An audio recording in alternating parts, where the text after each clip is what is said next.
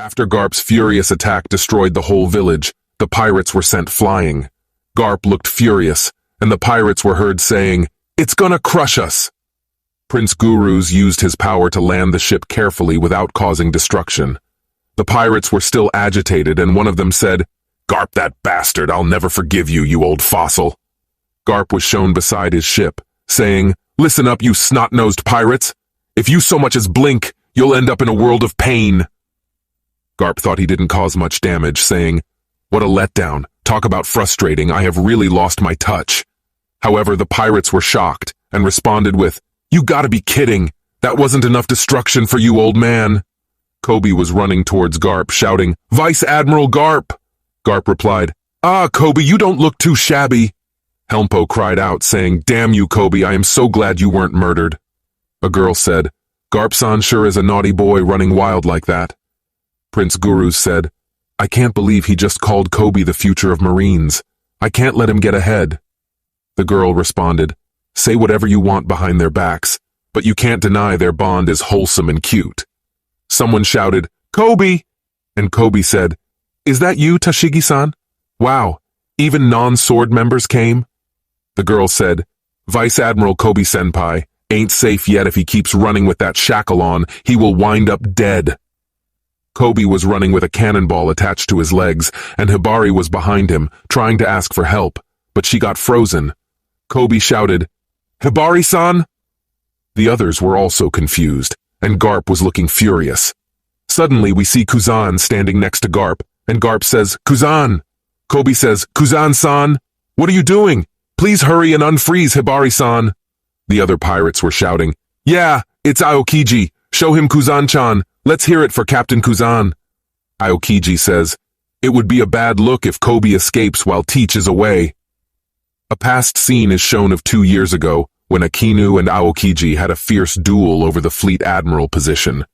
After 1 year of that incident, the current scene was taking place on a certain island in the New World. Blackbeard was in a house saying, "There is no point asking who did it. There is only one person on the stinkin' planet capable of this. There you are, Aokiji."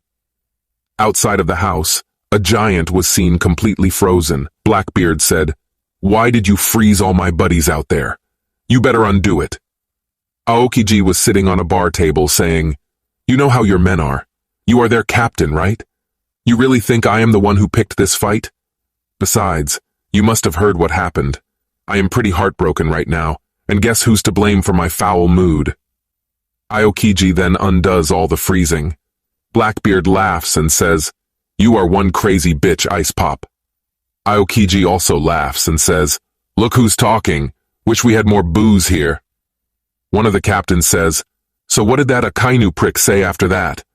Aokiji replies, "To think we came together and now we gotta kill each other. It makes my blood boil." Aokiji offends Akainu by saying, "Then I said that will be the magma," and laughs.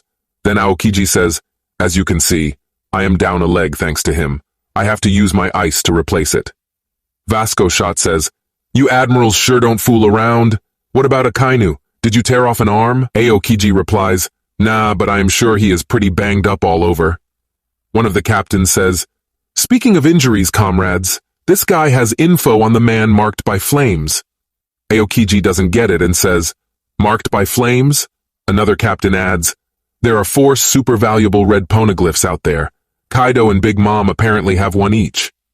Blackbeard says, "That means 2 of them are up for grabs, but there's no knowing where they are. We heard a rumor that the man marked by flames has one." Aokiji shows his scar and says, "I do." Vasco Shot says, "Not you. You only got that scar recently." Another captain said, "It is said that man can be found on a pitch-black ship, and if anyone sails near they end up swallowed by giant whirlpools. He may very well have a fruit power." Another captain adds, "I bet he is with the government. We all know they are hardly angels. It wouldn't be surprising if they kept a stone or 2 for themselves. It would be a surefire way of preventing any pirate claiming the One Piece." Aokiji says, "The poneglyphs hold nothing but bitter memories for me. I don't remember seeing any giant garish red stone at Ohara. What I do remember is a dear friend taking a stand against the government and the traumatized eyes of a little girl that forced me to take fate into my own hands. One of the captains says to Blackbeard, "What is with the sob story, Commander? What do you want to do? His power could be quite useful. Should we steal it?" Aokiji noticed and shouted, "I can hear you, asshole! I will send you all back to the Ice Age. I heard you were hinting at devil fruits. Bring it on!" Blackbeard responded, "Hang on, Kuzan. My people were just being idiots. I wasn't planning on doing that. In fact, how would you like to join our crew? You are basically out of a job now. Do you have any other prospects? The Guardians of Justice dumped you, so what's next?" Aokiji replied, "You know I live by a different definition of justice." Aokiji laughed and shouted, "Don't be a moron! You can't think a couple of drinks are enough to win me over."